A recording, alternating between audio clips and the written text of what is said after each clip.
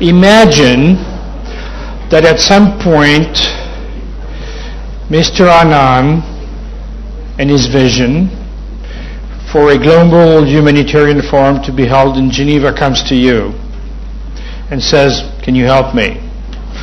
And imagine Mr. First then comes as the CEO and director of the Global Forum and says, we need your help. Can you help us and contribute to make that vision a reality by bringing together the people you need to assemble?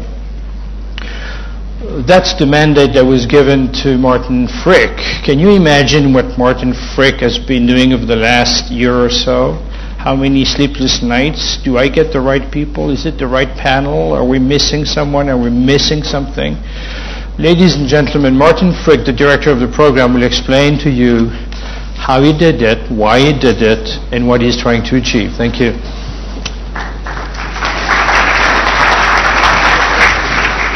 Thank you very much, Philip. Your Royal Highness, Excellencies, ladies and gentlemen, my name is Martin Frick. I'm the Program Director of the Global Humanitarian Forum.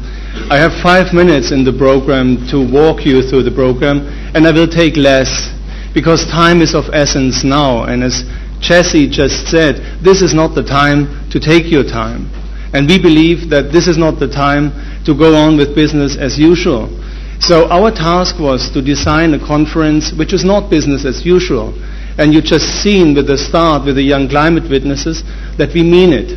And it gives me a lot of pride that the climate witnesses will actually actively contribute to the roundtables to which we put together such a distinguished audience. Let me just say how this conference works. After that, we will have a first debate on climate justice, because that is really the overarching theme of this conference when we talk about the human face of climate change. Starting this afternoon, we will have a series of 6 parallel round tables. And in these round tables, we are really counting on you. We have moderators and we have panelists for these round tables. So you might say that looks like a usual conference.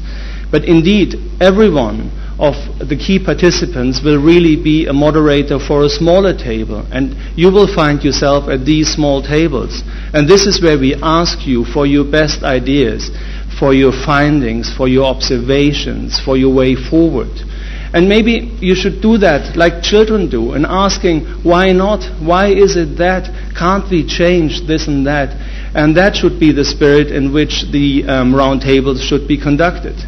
So the moderators of these roundtables have a tremendous responsibility, because they really need to distill your best ideas into some key messages. And again, findings, ideas, offers for partnership, whatever that might be, and present that later on to the plenary. And as a good whiskey is distilled 2 times, your ideas will be distilled a second time in the plenary, where you also will be asked to contribute to questions discussed in roundtables where you did not attend. So after these 2 steps, I hope and we believe that we will have a set of excellent recommendations, of new ideas, of new initiatives.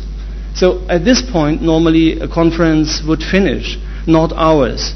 We take these inputs and want to make you work again, and I'm sorry to say that you're going to work hard over the next 2 days, on Wednesday afternoon, when we have, in cooperation with Brainstorm, something like a moderated brainstorming enterprise, this time focusing on how do we make it happen? How do we make these ideas and your concepts that you develop really make work, and how can the forum contribute to that? And for all of that, I really believe that what others already said, we need a spirit of can-do, of being optimistic. And a group of people I really would like to think who absolutely have this spirit are the people from the IC volunteers. That's all the friendly, helpful people with a big white badge. They are actually volunteering for this conference, and it would have been simply impossible to put this conference together without those people. So Henry Kissinger once said, please.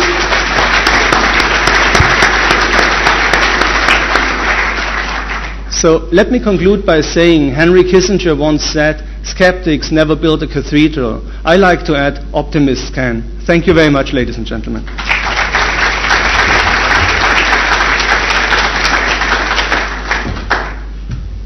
I think